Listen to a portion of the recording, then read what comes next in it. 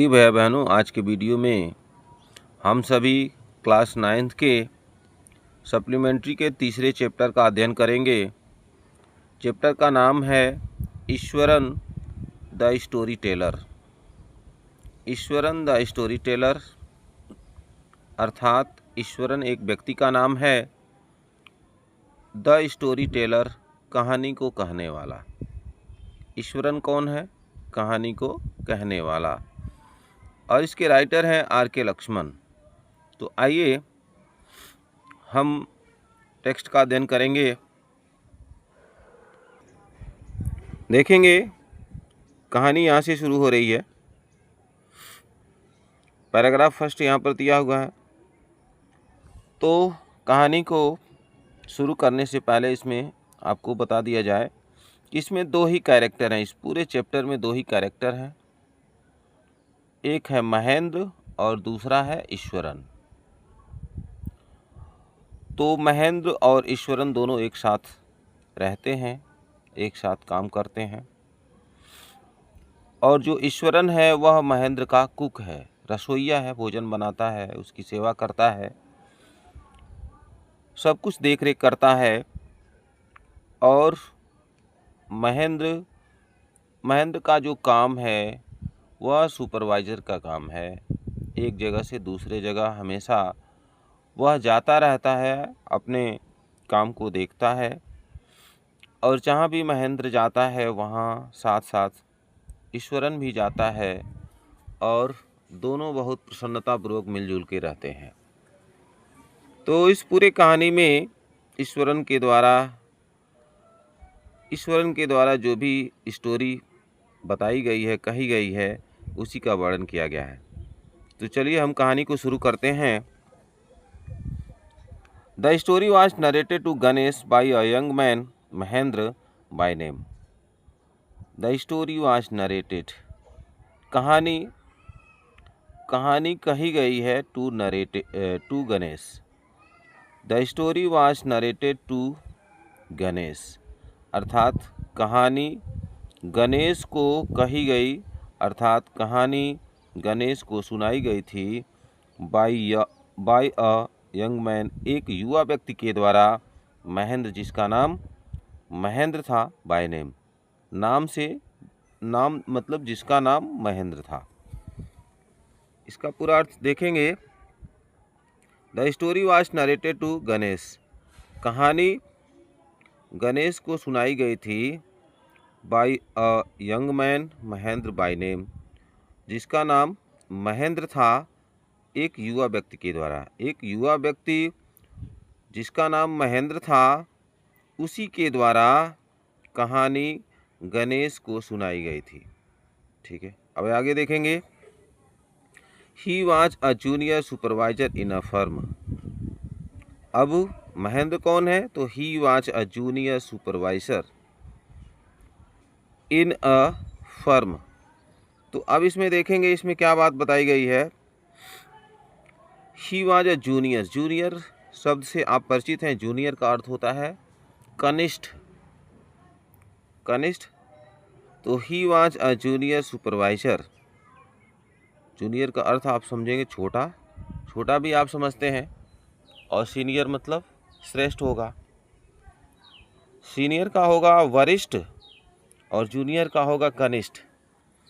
तो आप सीधी बात समझेंगे। तो he was a junior supervisor का अर्थ होगा निरीक्षक। वह एक कनिष्ठ निरीक्षक था। इन अ फर्म, एक कंपनी में, फर्म का मतलब एक कंपनी में, which offered on hire supervisors at various types of construction sites. Which offered on hire, और वो जो फर्म था, जो कंपनी था, इन अ फर्म का अर्थ एक व्यवसायिक company. Which offered on hire, जो रखता था सुपरवाइजर्स मतलब निरीक्षकों को। वो फर्म जो है सुपरवाइजर्स को रखता था, हायर करता था। Eight various types of construction sites, विभिन्न प्रकार के निर्माण स्थलों पर, eight various types of construction sites. Construction का अर्थ है निर्माण, साइट्स मतलब स्थल। इसमें बताया गया है कि इन अ फर्म जो व्यावसायिक जो कंपनी है, संगठन है, वो क्या करता था, विभिन्न प्रकार के निर्माण स्थलों पर निरीक्षकों को वह नियुक्त करता था, वहाँ भेजता था। अब वो निर्माण स्थल कौन कौन से हैं? फैक्ट्रीज, कारखाना है, जहाँ पर कारखाने बनते हों, कारखाने का निर्माण हो रहा हो, ब्रिजेज, पुल, डैम्स, बांध एंड सो ऑन और इत्यादि। Mahen's job was to keep an eye on the activities at the work site. Mahendra की जो नौकरी थी वह देख रेख करने की थी। कीप एन आई मतलब देख रेख करना, निगरानी करना। महेंद्र की नौकरी जो है देख रेख करने की थी। ऑन द एक्टिविटीज़, सभी गतिविधियों पर देख रेख करनी थी महेंद्र की नौकरी। एट द वर्क साइट मतलब कार्यस्थल पर, कार्यस्थल पर गतिविधियों पर निगरानी करना ही महेंद्र की नौकरी थी। He had to keep moving from place to place every now and then. और उसे कभी कभी एक स्थान से दूसरी जगह, एक स्थान से फ्रॉम प्लेस टू प्लेस मतलब एक स्थान से दूसरे स्थान पर उसे जाते रहना पड़ता था। He had to keep moving from place to place every now and then. इसमें बताया गया है कि महेंद्र को एक स्थान से दूसरे स्थान पर हमेशा, एवरी नाउ एंड देन अर्थात हमेशा, कभी कभी, हमेशा, नाउ एंड देन को आप समझेंगे कि हमेशा उसे एक स्थान से दूसरे स्थान पर जाते रहना पड़ता था। As ordered by his head office, जैसा कि उसे उसके हेड ऑफिस से आदेश दे दिया जाता था, जैसा कि उसे मुख्य कार्यालय से उसे आदेश दे दिया जाता था, तो महेंद्र को सदैव एक स्थान से दूसरे स्थान पर जाते रहना पड़ता था। From a coal mining area, और वो कहाँ जाता था? From a coal mining area अर्थात कोयले के खदान वाले क्षेत्र से कहाँ चला जाता था? To a railway bridge construction site, वह रेलवे पुल निर्माण स्थल पर चला जाता था। फ्रॉम देयर, और वहाँ से, आफ्टर अ फ्यू मंथ्स, और वहाँ से कुछ महीनों के बाद, टू अ केमिकल प्लांट, और जैसे मान लीजिए रेलवे का पुल निर्माण हो रहा है, वहाँ पर वो सुपरवाइज़र का काम करेगा, फिर निर्माण वहाँ पर संपन्न हो जाएगा, तो वहाँ से from there after a few months, वहाँ से कुछ महीनों बाद, टू अ केमिकल प्लांट, वह कहाँ चला जाएगा? केमिकल प्लांट अर्थात रासायनिक संयंत्र। केमिकल प्लांट का अर्थ है रासायनिक संयंत्र की तरफ चला जाएगा। Which was coming up somewhere, जहाँ जो कहीं पर स्थापित हो रहा हो, अर्थात केमिकल प्लांट जो कहीं पर स्थापित किया जा रहा हो। कुछ महीनों बाद महेंद्र को वहाँ भेज दिया जाता था, हेड ऑफिस के द्वारा वहाँ भेज दिया जाता था। आप समझ सकते हैं कि महेंद्र जो सुपरवाइज़र था, जूनियर सुपरवाइज़र था, उसका काम किसी एक जगह अस्थायी काम नहीं था। जहाँ भी निर्माण होगा वहाँ पर वो जाएगा। यहाँ पर उदाहरण भी बताया गया है, जैसे मान लीजिए कोल माइनिंग एरिया, जैसे कोयले का खदान है, वहाँ पर उसको लगा दिया जाएगा, तो वहाँ कुछ दिन काम करेगा। फिर उसके बाद से रेलवे ब्रिज कंस्ट्रक्शन साइट, यानी रेलवे का कोई पुल निर्माण हो रहा है, वहाँ पर जाएगा वो। फिर वहाँ से कुछ महीनों के बाद अ केमिकल प्लांट, रासायनिक संयंत्र जो कहीं पर स्थापित किया जा रहा हो, ऐसे जगह पर उसे भेज दिया जाएगा। अर्थात महेंद्र का जो काम था एक जगह अस्थायी नहीं था, वह हमेशा इधर उधर जहाँ भी उसे हेड ऑफिस के द्वारा भेजा जाता था, वह अपने काम पर चला जाता था, वहाँ जाना पड़ता था उसको। चलिए अगला पैराग्राफ देखेंगे, दूसरा पैराग्राफ। इसको थोड़ा छोटा करते हैं ताकि पूरा दिखाई दे। चलिए अब इसको देखेंगे। He was a bachelor. जो महेंद्र था वह क्या था? बैचलर था, कुंवारा था। His needs were simple. उसकी आवश्यकताएं सिंपल थी, साधारण थी। And he was able to adjust himself to all kinds of odd conditions. तो यहाँ पर देखेंगे and he was able to adjust. Adjust का अर्थ होता है समायोजित करना। वह समायोजित करने में सक्षम था। हिमसेल्फ स्वयं, वह स्वयं समायोजित करने में सक्षम था। To all kinds of odd conditions. सभी प्रकार के ओड कंडीशन, विषम परिस्थितियों में, यानी सभी प्रकार के विषम परिस्थितियों में स्वयं को समायोजित करने में वह सक्षम था। अर्थात चाहे जिस परिस्थिति में उसे रहना पड़े वह रह लेता था। जहाँ भी उसे जाना पड़े, जिस परिस्थिति में उसे रहना पड़े, वह अपने आप को एडजस्ट कर लेता था। पुनः एक बार देखेंगे। He was able to adjust himself to all kinds of odd conditions. वह अपने आप को सभी प्रकार की विषम परिस्थितियों में समायोजित कर लेता था। Whether it was an ill-equipped circuit house or a makeshift canvas tent in the middle of a stone quarry।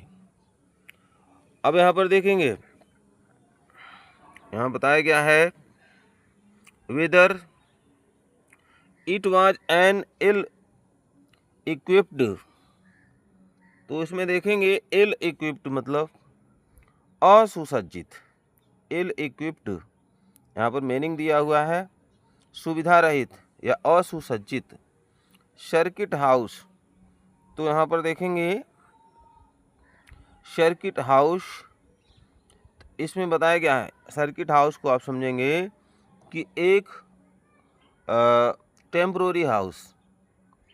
तो इसमें बताया गया है कि चाहे उसे एक अव्यवस्थित अस्थायी घर में रहना पड़े, और a makeshift canvas tent in the middle of a stone quarry, और चाहे उसे मेकशिफ्ट मतलब काम चलाऊं, चाहे काम चलाऊं कैनवास टेंट में रहना पड़े इन the middle of a stone query, पत्थरों के खादान के मध्य में, पत्थरों के खादान के मध्य में चाहे उसे काम चलाऊं कैनवास टेंट में रहना पड़े, चाहे एक अव्यवस्थित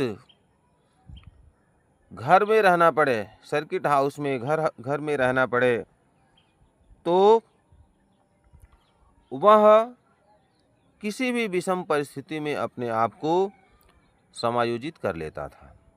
but one asset he had was his cook. अब देखिए किंतु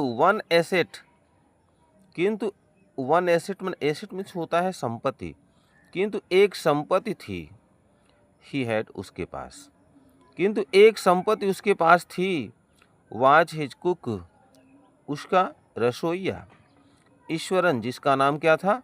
ईश्वरन। अब ईश्वरन को यहाँ पर क्या बताया जा रहा है? संपत्ति। अर्थात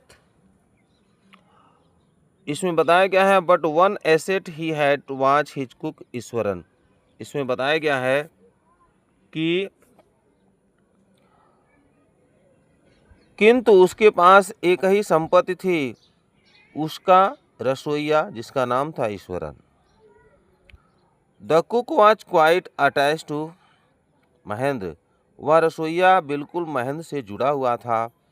एंड फॉलोड हिम अनकम्प्लेनिंगली, और बिना शिकायत किए ही, अनकम्प्लेनिंगली का अर्थ क्या है? बिना शिकायत किए ही। फॉलोड हिम, वह उसका अनुसरण करता था। Wherever he was posted, जहाँ कहीं भी उनकी नियुक्ति हो जाती थी, जहाँ कहीं भी महेंद्र की नियुक्ति हो जाती थी, तो वो ईश्वरन जो है बिना शिकायत किए ही महेंद्र के पीछे पीछे जाता था। महेंद्र का क्या करता था? महेंद्र का अनुसरण करता था। ही कुक्ड फॉर महेंद्र, ईश्वरन क्या करता था? ईश्वरन महेंद्र के लिए भोजन बनाता था। वॉश्ड हिज क्लोथ्स, उसके कपड़े धोता था। And chatted away with his master at night, और रात्रि में अपने मालिक के साथ चैटेड अवे, बातचीत किया करता था, गप्पे लड़ाता था। इसमें बताया गया है कि ईश्वरन महेंद्र के लिए भोजन बनाता था, वॉश्ड हिज क्लोथ्स, अपने कपड़े धुलता था, and chatted away with his master at night, और रात्रि में अपने मालिक के साथ क्या करता था? बातचीत करता था। He could weave out endless story and anecdotes on varied subjects, और ईश्वरन क्या करता था? ही कुड वीव आउट, वह जो है बुन सकता था। He could weave out endless stories, अंतहीन कहानियों को। ईश्वरन ही आया है ईश्वरन के लिए, वह अंतहीन कहानियों को बुन सकता था, वह अंतहीन कहानियों को बुन सकता था। एंड एनेक्डोट्स, और किससे बुन सकता था? ऑन वेराइड सब्जेक्ट्स, विभिन्न विषयों पर। ईश्वरन जो है अंतहीन कहानियों को और किस्सों को बुन सकता था। ऑन वेराइड सब्जेक्ट्स, विभिन्न विषयों पर अंतहीन कहानियाँ और किस्से वह बुन सकता था। अर्थात वह कहानियों और किस्सों को, विभिन्न विषयों पर कहानियों और किस्सों को अपने अनुसार बना करके वह कह सकता था। इस प्रकार की क्षमता ईश्वरन के अंदर थी। चलिए आगे देखते हैं तीसरा पैराग्राफ। देखेंगे, Iswaran also had an amazing capacity to produce vegetables and cooking ingredients seemingly out of nowhere in the middle of a desolate landscape with no shops visible for miles around।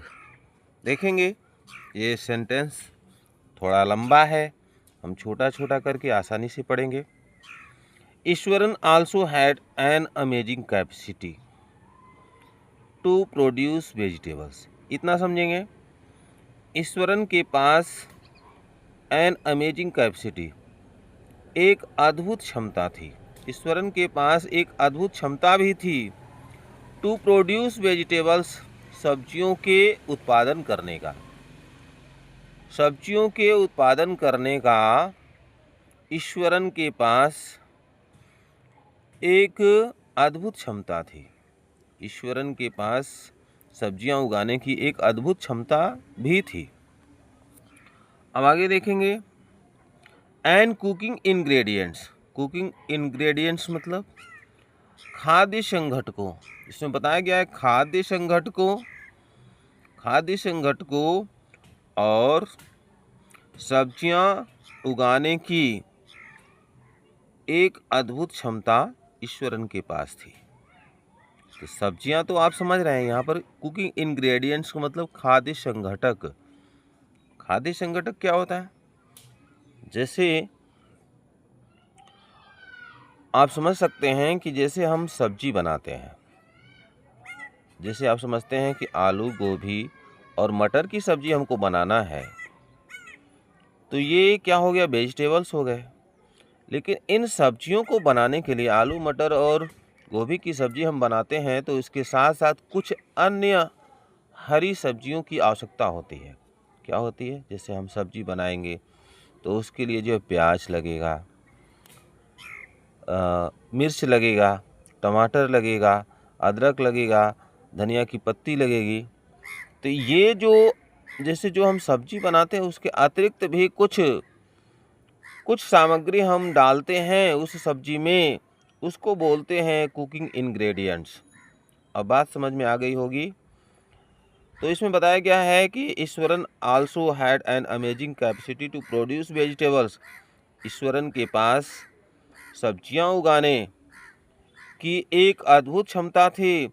And cooking ingredients और खाद्य संघटकों को उगाने की भी एक अद्भुत क्षमता थी। कुकिंग इंग्रेडिएंट्स आप समझ गए होंगे। जैसे कुकिंग इंग्रेडिएंट्स में क्या आएगा? प्याज हो गया, लहसुन हो गया और मिर्च हो गया, टमाटर हो गया, धनिया हो गया, अदरक हो गया। ये सभी जो है कुकिंग इंग्रेडिएंट्स हैं, क्योंकि किसी भी सब्जी को बनाने के लिए इन सभी चीज़ों की आवश्यकता पड़ेगी। तो इसको हम कुकिंग इंग्रेडिएंट्स बोलेंगे। तो यहाँ पर समझ सकते हैं कि ईश्वरन सब्जियां उगाने और खाद्य संघटकों को उगाने की उसके अंदर जो एक अद्भुत क्षमता थी। चलिए आगे बढ़ते हैं। Seemingly out of nowhere. Seemingly out of nowhere, इसका समझेंगे ना जाने कैसे। हाँ देखेंगे, सीमिंगली में प्रतीत होता था, आउट ऑफ नोवेयर मतलब न जाने कहाँ से। इसका मतलब न जाने कहाँ से खाद्य संघटकों सब्जियों को उगाने की उसके पास अद्भुत क्षमता थी। In the middle of desolate landscape. In the middle of desolate मतलब ऐसे निर्जन, लैंडस्केप मतलब भूभाग पर, ऐसे मतलब ऐसे वीरान या निर्जन भूभाग के मध्य में, ऐसे निर्जन भूभाग के मध्य में ना जाने कैसे खाद्य संघटकों और सब्जियों को उगाने की उसके अंदर एक अद्भुत क्षमता थी। विथ नो शॉप्स विजिबल, जहाँ पर कोई भी दुकान नहीं दिखाई देते थे। फॉर माइल्स अराउंड, मीलों तक आसपास जहाँ पर कोई भी दुकान नहीं दिखाई देते थे। ऐसे जगह जहाँ पर मीलों तक कोई भी दुकान नहीं दिखाई देते थे, ऐसे सुनसान, ऐसे निर्जन भूभाग के मध्य में न जाने कैसे खाद्य संघटकों को और सब्जियों को उगाने की ईश्वरन के अंदर एक अद्भुत क्षमता थी। चलिए, ये थोड़ा सा लंबा सेंटेंस था, बताने में थोड़ा समय लगा, लेकिन आप समझ गए होंगे। He would miraculously conjure up the most delicious dishes made with fresh vegetables within an hour of arriving at the zinc sheet shelter at the new workplace. अब इसको देखेंगे। अब यहाँ पर ये भी सेंटेंस बड़ा है। तो he would miraculously का मतलब जादुई ढंग से, वह जो है जादुई ढंग से कंजर अप निर्माण कर देता था। द मोस्ट डिलीशियस डिशेस, सबसे स्वादिष्ट भोजन। वह जादुई ढंग से सबसे स्वादिष्ट भोजन तैयार कर देता था। मेड विथ फ्रेश वेजिटेबल्स, और वो भोजन कैसे बनाता था? ताजे सब्जियों से सबसे स्वादिष्ट भोजन जादुई ढंग से वो तैयार कर देता था। विदिन एन आवर, एक ही घंटे में।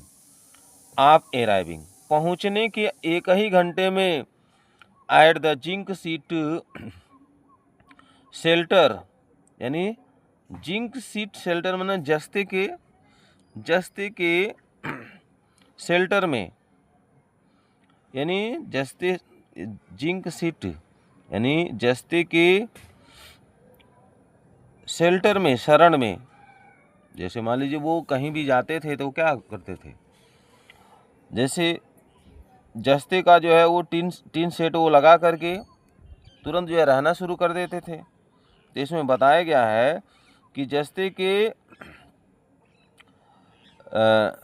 सीट, जस्ते के चादर वाले शेल्टर को आप समझेंगे घर, शेल्टर मीन्स होता है शरण, लेकिन आप समझेंगे घर, यानी जस्ते के चादर से बने हुए घर में, जस्ते के चादर से बने हुए घर में पहुंचने के 1 घंटे में ही, at the new work place मतलब नए काम वाले स्थान पर, नए कार्यस्थल पर, नए काम वाले स्थान पर, नए कार्य वाले स्थान पर जस्ते के चादर वाले घर में पहुंचने के 1 घंटे में ही विथ फ्रेश वेजिटेबल्स, ताज़े सब्जियों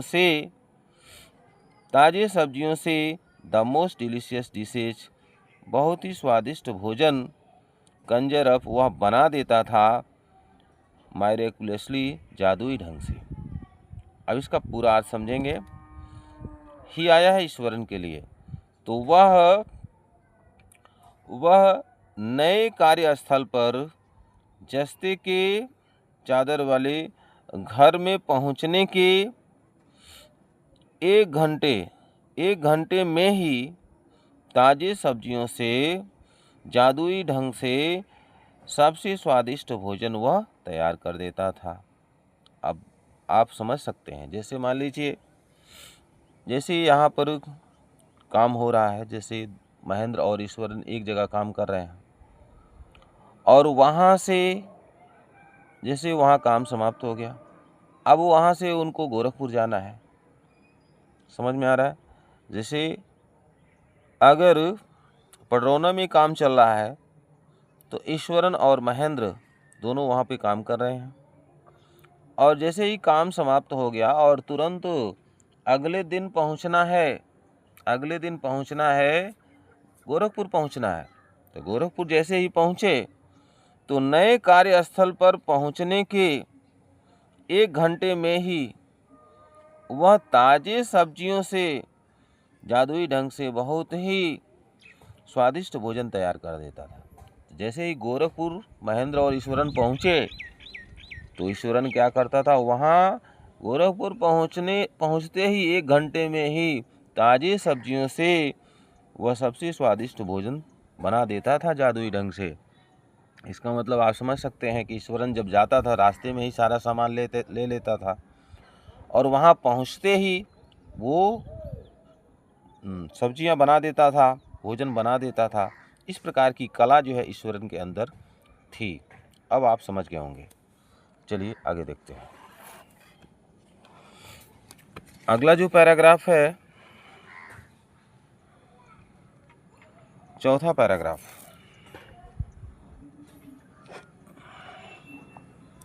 देखेंगे।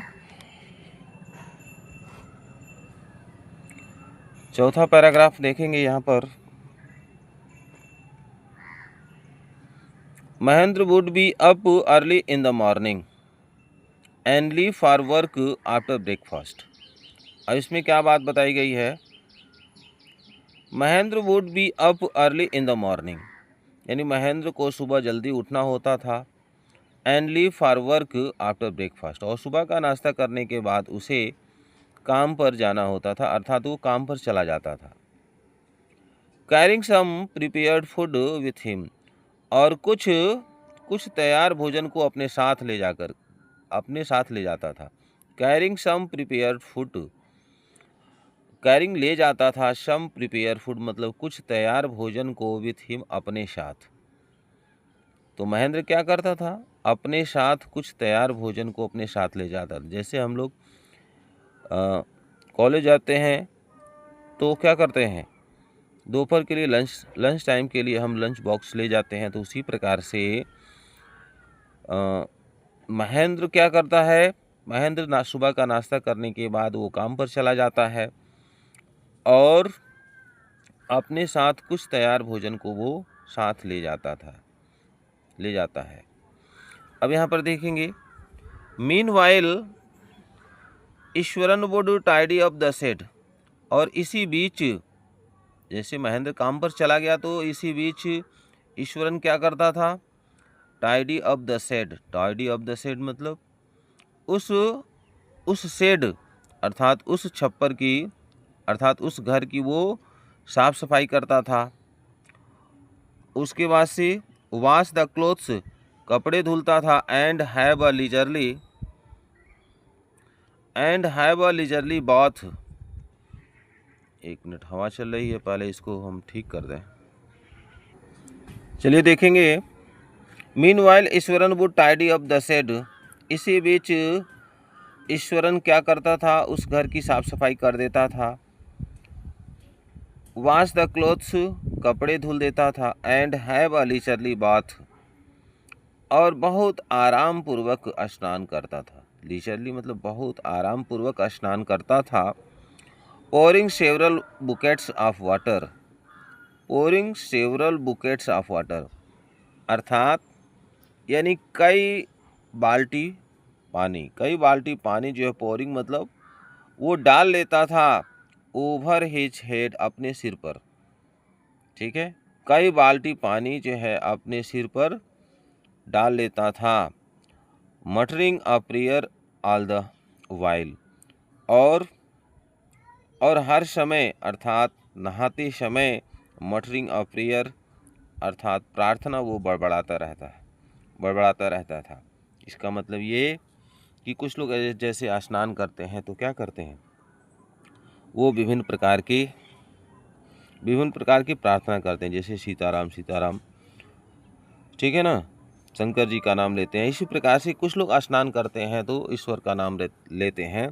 तो उसी प्रकार से जो ईश्वरन था वह हर समय नहाते समय वो प्रार्थना बड़बड़ाता था और कई बाल्टी पानी अपने सिर पर डाल लेता था। बहुत आराम पूर्वक वो स्नान करता था। अपना घर का पूरा काम करने के बाद बहुत आराम पूर्वक स्नान करता था। It would be lunch time by then, और तब तक दोपहर का समय हो जाता था। आफ्टर ईटिंग, भोजन करने के बाद, he would read for a while, दोपहर का भोजन करने के बाद वह जो है वह थोड़े समय के लिए पढ़ता था। दोपहर का भोजन करने के बाद थोड़े समय के लिए पढ़ता था। बिफोर डजिंग ऑफ, जब तक उसको झपकी नहीं आ जाती थी, जब तक उसको नींद नहीं आ जाती थी, यानी नींद आने से पहले वह थोड़ी देर, भोजन करने के बाद नींद आने से पहले थोड़ी देर वह पढ़ता था। The book was usually some popular Tamil thriller running to hundreds of pages, और वो जो बुक वो पढ़ता था वो कौन सा बुक होता था, द बुक वॉज यूजुअली, और वह किताब विशेष रूप से कुछ लोकप्रिय तमिल थ्रिलर रोमांचकारी पुस्तक होती थी। जो पुस्तक ईश्वरन पढ़ता था वह बुक विशेष रूप से कुछ लोकप्रिय तमिल रोमांचकारी पुस्तक होती थी। रनिंग टू 100 पेजेस, जिसमें कम से कम 100 पृष्ठ होते थे। Its imaginative descriptions and narrative flourishes would hold Iswaran in thrill. अब इसमें देखेंगे उस पुस्तक की काल्पनिक, इट्स इमेजिनेटिव, उस पुस्तक की काल्पनिक डिस्क्रिप्शन, वर्णन एंड नरेटिव फ्लोरिसेज, और वर्णनात्मक फ्लोरिसेज अलंकृत भाषा।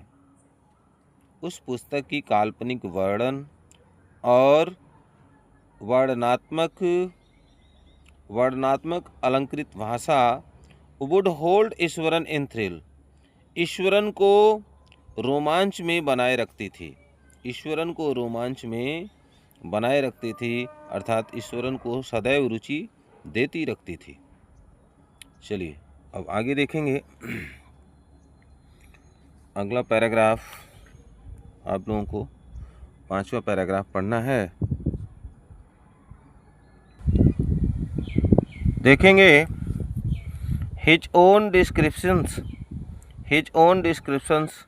वर greatly influenced by Tamil authors.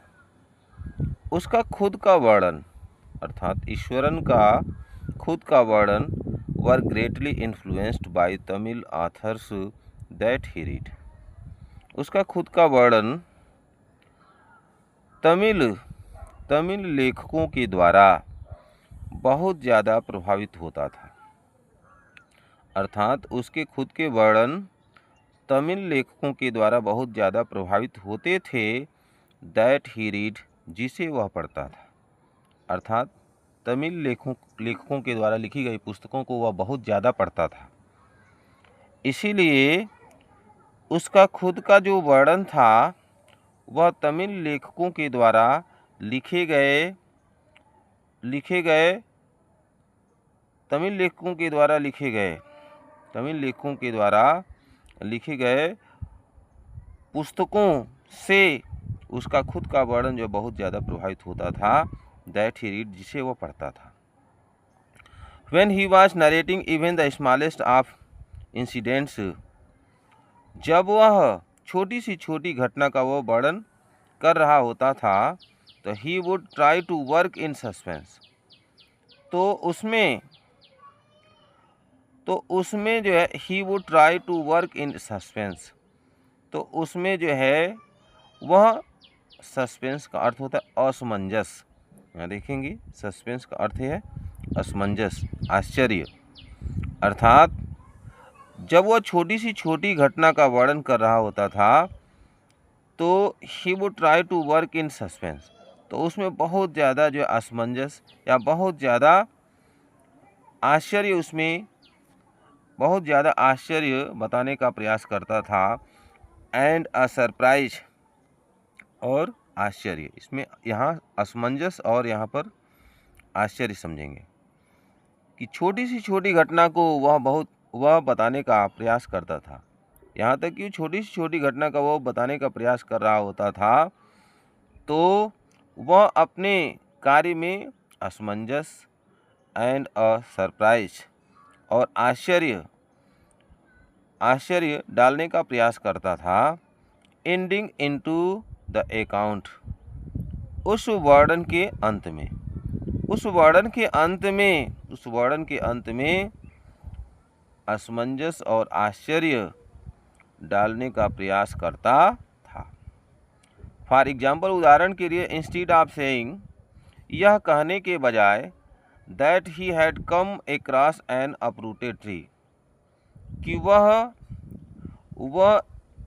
एक अपरूटेड ट्री मतलब एक जड़ से उखड़े हुए पेड़ को देखते हुए वह आया। यह कहने के बजाय ही हैड कम अक्रॉस, कि वह एक ऐसे स्थान से आया, एन अपरूटेड ट्री, जहाँ पर एक मतलब पेड़ जड़ से उखड़ गया था, ऑन द हाईवे, मुख्य मार्ग पर। He would say with eyebrow, तो इसी बात को वह कहेगा विथ आईब्रोज मतलब अपने भौहों को, सुटेबली आर्च्ड मतलब यानी व्यवस्थित ढंग से गोल करते हुए, अपने भौहों को व्यवस्थित ढंग से गोल करते हुए ही वुड से, इसी बात को वह कहेगा। कहना क्या है कि वह मुख्य मार्ग से आ रहा था और रास्ते में एक पेड़ जड़ से उखड़ गया था, गिर गया था, इसी बात को कहना है। तो इस बात को कहने के लिए वो क्या करेगा, अपने भौहों को ठीक प्रकार से गोल करते हुए ही वुड से वह कहेगा। And hands held out in dramatic gesture, और वह अपने हाथों को नाटकीय अंदाज में क्या करेगा, फैला देगा।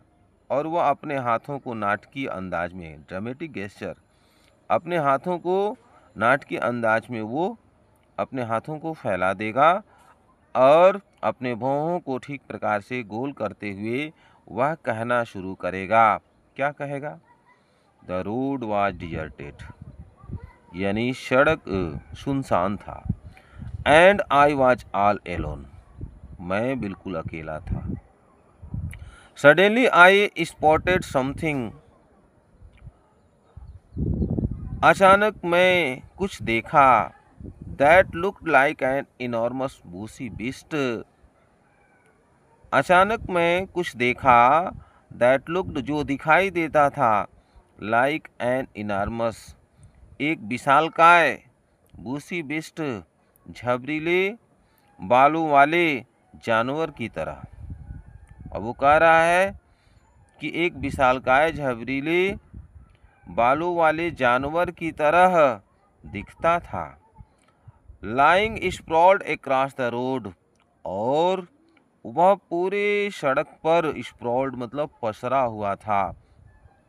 लाइंग स्प्रॉल्ड मतलब जो पूरे सड़क पर पसरा हुआ था, फैला हुआ था, एक विशालकाय झबरीले बालों वाले जानवर की तरह दिखता था।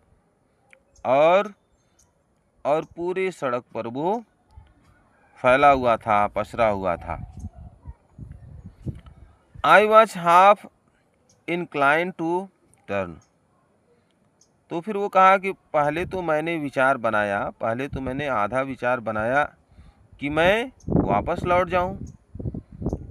And go back, I was half inclined to turn and go back, पहले तो मैंने यह विचार बनाया कि मैं मुड़ूं, एंड गो बैक, और वापस चला जाऊं। बट आई केम क्लोजर, किंतु जैसे ही मैं नज़दीक आया, ऐसा मैंने देखा। It was a fallen tree, यह एक गिरा हुआ पेड़ है। With its dry branches spread out, और इसकी सूखी शाखाएं चारों तरफ फैली हुई हैं। Mahendra would stretch himself back in his canvas chair. अब यहाँ पर देखेंगे, Mahendra would stretch himself back in his canvas chair. तो इसमें बताया गया है, ये तो अब उस पेड़ के बारे में ये वर्णन जो है, किस प्रकार से वो वर्णन किया है, ये बताया गया। फिर आगे की स्टोरी यहाँ दी गई है। Mahendra would stretch himself back in his canvas chair, Mahendra अपने कैनवास चेयर पर स्वयं को फैला दिया, अपने स्वयं को सीधा कर दिया। And listen to Iswaran's tales uncritically, और ईश्वरन की कहानियों को सुनता था। अनक्रिटिकली मतलब बिना किसी आलोचना के ही ईश्वरन की कहानियों को वह सुनता था। चलिए छठवां पैराग्राफ देखेंगे। The place I come from is famous for timber, वह स्थान जहाँ से मैं आता हूँ वह इमारती लकड़ियों के लिए प्रसिद्ध है। तो वो कहता है, ईश्वरन अब कहानी शुरू करता है, वो कहता है कि वह स्थान जहाँ से मैं आता हूँ वह इमारती लकड़ियों के लिए प्रसिद्ध है। ईश्वरन वुड बिगिन, ईश्वरन जो है कहानी को शुरू कर दिया। There is a richly wooded forest, वहाँ पर बहुत ही घने जंगल हैं, वहाँ पर बहुत ही घने लकड़ी के जंगल, वुडेड जंगल यानी लकड़ी के जंगल हैं ऑल अराउंड, चारों तरफ। The logs are hauled on the lorries, the logs are hauled on to the lorries by elephants, और लकड़ी के लट्ठे, लॉक्स मतलब लकड़ी के लट्ठे, और लकड़ी के लट्ठे हाथियों के द्वारा लॉरीज ट्रकों पर लादे जाते हैं। हाउल्ड ऑन का मतलब लादे जाते हैं, टू द लॉरीज ट्रकों पर। इसका अर्थ ये बताया गया है कि जो लकड़ी के लट्ठे हैं हाथियों के द्वारा ट्रकों पर लादे जाते हैं। They are huge well fed beast, वे बहुत ज़्यादा, वे विशालकाय खाए पिए जानवर हैं, हाथी को कह रहा है। व्हेन दे टर्न वाइल्ड, जब वे असभ्य हो जाते हैं, अर्थात वे हाथी जब असभ्य हो जाते हैं। Even the most experienced mahouts is not able to control them, इसमें बताया गया है कि जब हाथी असभ्य हो जाते हैं, जब हाथी पागल हो जाते हैं, तो यहाँ तक कि सबसे ज़्यादा अनुभवी महावत भी उन्हें कंट्रोल नहीं कर पाते हैं। अर्थात हाथी को जो चलाते हैं उसको बोलते हैं महावत। इसमें बताया गया है कि जब हाथी वाइल्ड बन जाते हैं, असभ्य बन जाते हैं, तो सबसे ज़्यादा अनुभवी महावत भी उन्हें कंट्रोल नहीं कर पाते हैं, हाथी को कंट्रोल नहीं कर पाते हैं। After this prologue Iswaran would launch into an elaborate anecdote involving an elephant. After this prologue, इसका अर्थ क्या है कि इस वर्णन के बाद ईश्वरन वुड लॉन्च, ईश्वरन शुरू कर देगा, इनटू एन इलोबरेट एनेक्डोट, इस वर्णन के बाद ईश्वरन जो है एक विस्तृत किस्सा शुरू कर देगा, इन्वॉल्विंग एन एलिफेंट, हाथी से